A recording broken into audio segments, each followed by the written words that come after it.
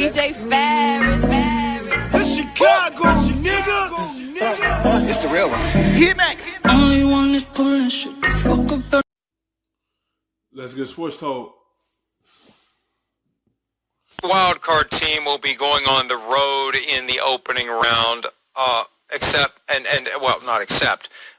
notwithstanding the fact that the NFC East champion will have a worse record than each of the three wild card teams, barring someone getting hot down the stretch, which is highly unlikely. The NFC East, all four teams currently have 3 wins. Through 11 weeks, they have 3 wins. There will be multiple teams with better records than the NFC East champion that don't make the playoffs at all. It really is sad, exclamation point, but that's the way the cake has been baked by the NFL ever since they went to this format back in 2002 with 4 divisions per conference and 4 teams per division, guaranteed home playoff game for the winner of the division. I still don't know who it's going to be.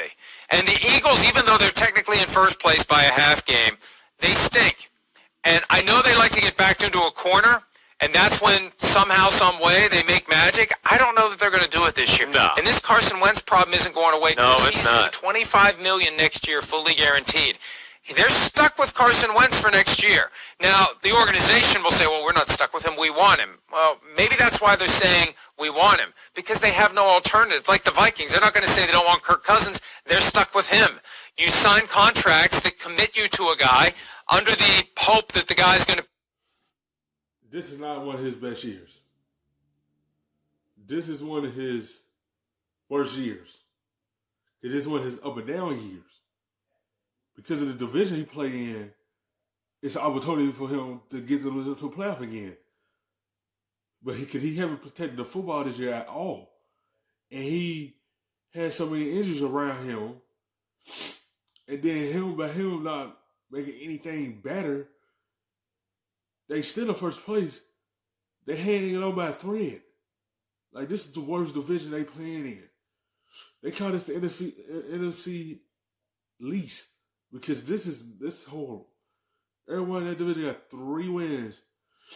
They either could go 6-10 or anything and make the playoffs. That's how bad this division is.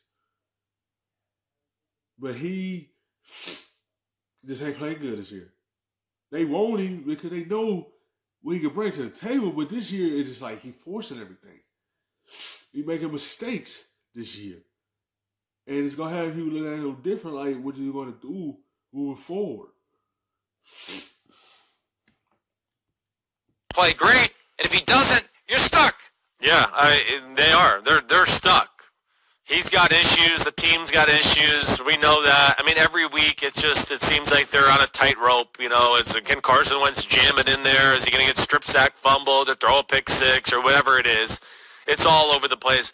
I don't know. Maybe this is the year that finally gets it changed, something like that. I'm at the point, really, where, first off, I think after the last few weeks of football that I've seen, I think the Giants are the best team in the NFC East. I'm officially, I think, willing to say that. We'll see where it goes, but I don't know. And the Cowboys getting a little bit better, too. They're going to make me think here as we go along, too. But there's almost a part of me, Mike, I'm almost rooting for the whole NFC to lose. I want 3 and 13 in the playoffs. I want to see what it's going to look like. It's such a bad look, a debacle right now. I almost want it to continue to where it just looks stupid, and maybe it does make the NFL reevaluate. But, man, there's nothing there of the Philadelphia team to look at them to think, oh, if they get backed in a corner, they're going to get it together, they're going to do something. No, there's too many issues there. They're missing certain things of their football team this year, and I just don't see it coming together. Look at that for Carson Wentz. 14 touchdown passes, 14 interceptions, a passer rating of 73.3. That is a career low and well below the 2017 numbers that he put together. Only 2 quarterbacks in our database have a game with 2 or more interceptions, 5 or more sacks, a fumble, a pick six, and a safety. Jay Fiedler in 2003 versus the Patriots, and Carson Wentz on Sunday against the Browns. That's courtesy of Pro Football Reference. And yeah, they're just stuck. And, you know, you're rooting for 3 and 13. 3 and 13 is not going to happen because the Eagles' worst possible record is 12 and 1, right. And the Cowboys and Washington get together on Sunday or on Thursday, Thanksgiving in the tryptophan game where everyone should go take a nap, but the winner's going to be 4-7. And maybe the winner of that game becomes the team that acquires the shine going into December, because it is a big spot, because it is a captive audience, because people will be watching. And that's a big game. Because if the Eagles lose their next game, one of those teams jump into first place. So it's a thin line right now for the Eagles to win their next game, to keep pace and keep themselves in first place. Because anyone could just win one of their games and jump straight to the first place because everyone got similar records. Anyone can win this down the line and be division champs and host a home opener in the playoffs because everything is open right now. Everyone in the division not consistent. And everyone in that division up and down. So anything can happen in their division.